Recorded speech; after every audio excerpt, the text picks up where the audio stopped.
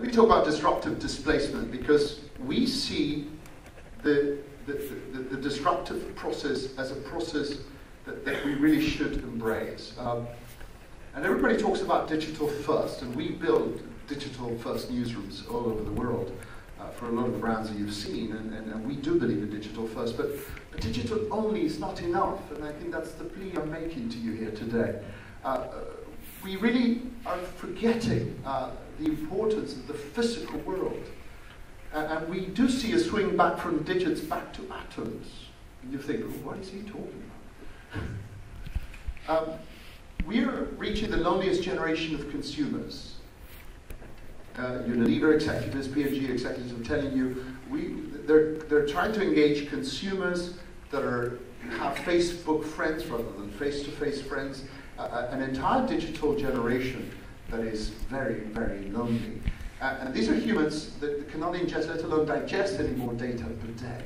At Oxford, where I teach part-time, we did the study, and we reached this point in 2009, that we have such a digital abundance of information, humans just cannot digest it. It's too much. We're data-rich but information poor. And we can now debunk a lot of the digital fables that have been pushed our way for the last 20 years. The paperless office, remember? The web must be forever free. News wants to be free. Yeah, right. Free is very expensive.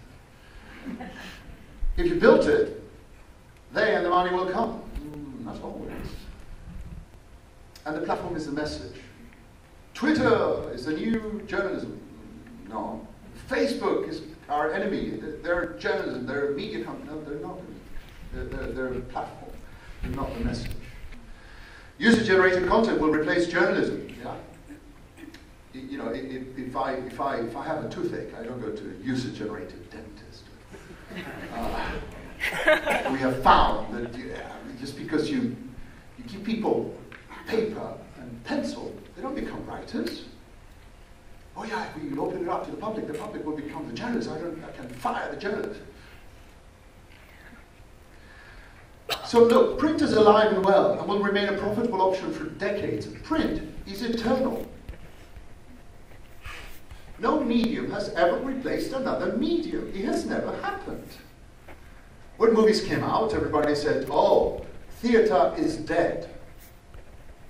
Well, theater today, go to New York, it just came from New York, it's a multi-billion-dollar business. What happened? Theater reinvented itself. The two finalists for Tonys are musicals. It became musicals. Television will kill radio. Well, radio is not died, still on. It reinvented itself into very heavily opinionated radio. The internet will kill newspapers, will kill print.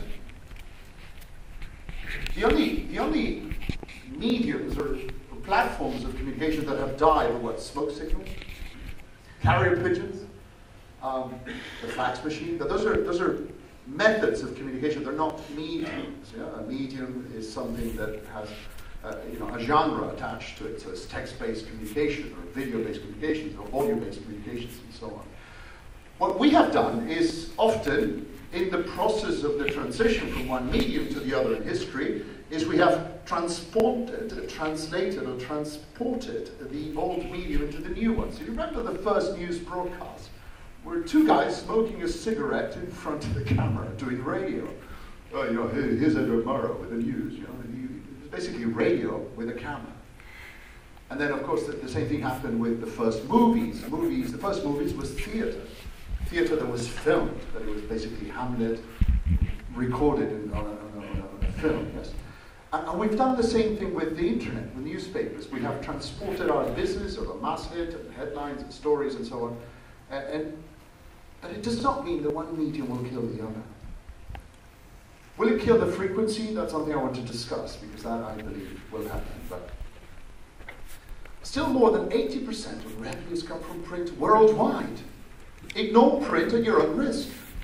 That's what The Economist is pointing out just last year. It's still massive.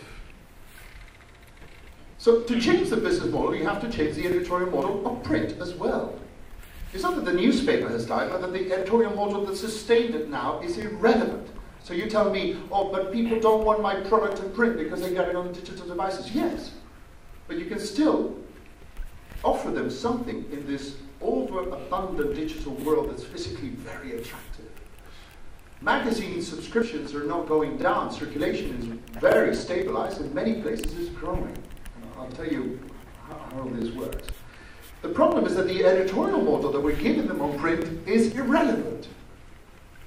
So we believe in paper as premium, as haute couture, and online and mobile as mass medium, as pret-à-porter.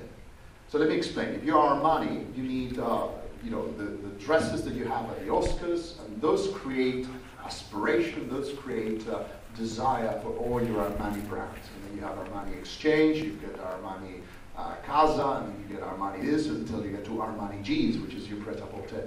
We believe that we need to take print out of our mix and put it as a very, very high premium product, as a high quality, very expensive product.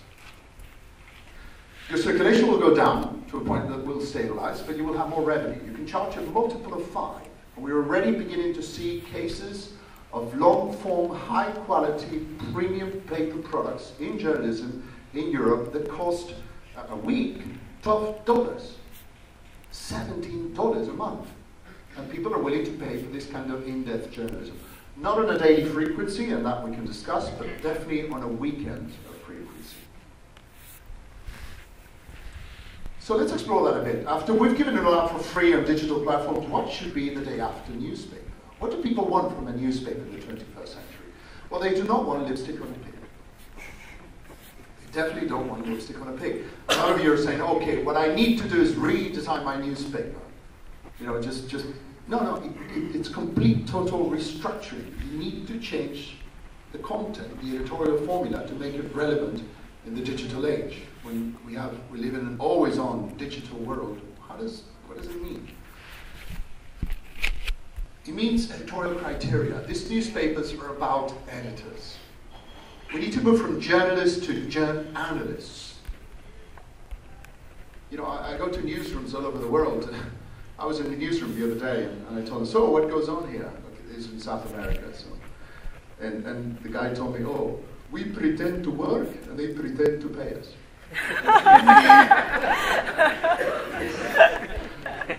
And it's basically guys sitting, just doing packaging, repackaging, you know, recycle news, Twitter, Facebook, Twitter. So you're paying these people to just do this kind of, yeah, that's what we do.